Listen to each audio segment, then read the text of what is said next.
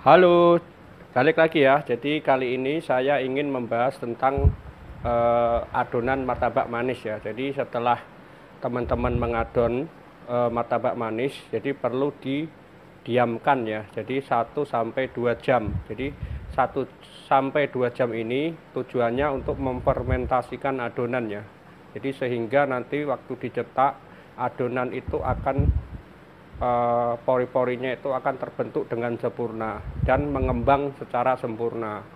Selain itu, tujuan didiamkannya itu, jadi kulit martabaknya itu nanti teksturnya tidak alot ya. Jadi sangat penting masa istirahatnya ini perlu diperhatikan ya 1 sampai 2 jam. Jadi setelah didiamkan 1 sampai 2 jam, adonan akan bisa bertahan sampai 7 sampai 8 jam ke depan. Jadi perlu diperhatikan saat-saat kapan teman-teman harus mengadon ya. Jadi contoh saja, kalau saya biasanya itu buka kan jam 3 ya. Jadi kita mulai ngadon itu jam 1. Jadi jam 1 sampai jam 3 itu masa istirahat. Jadi ketika kita buka jam 3, misal langsung ada yang beli, kita udah siap.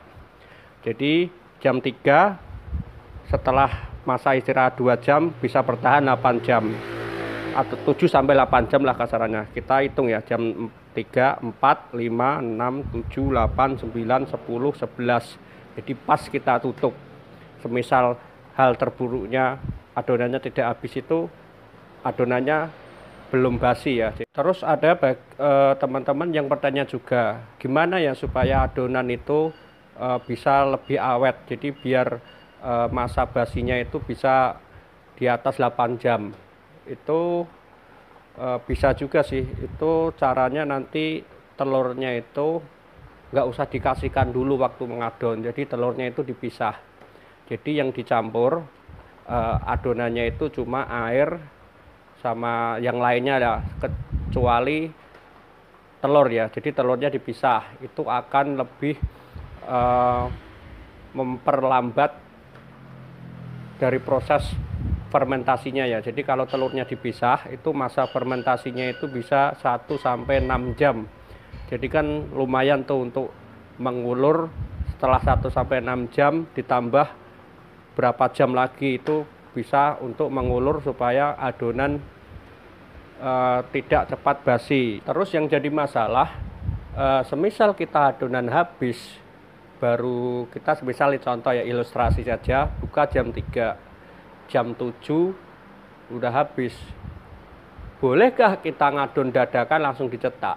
Nah, itu yang mungkin penting ya. Mungkin banyak teman-teman yang mengalamin waktu jualan martabak, pas rame-ramenya pertengahan adonan habis, membuat adonan dadakan.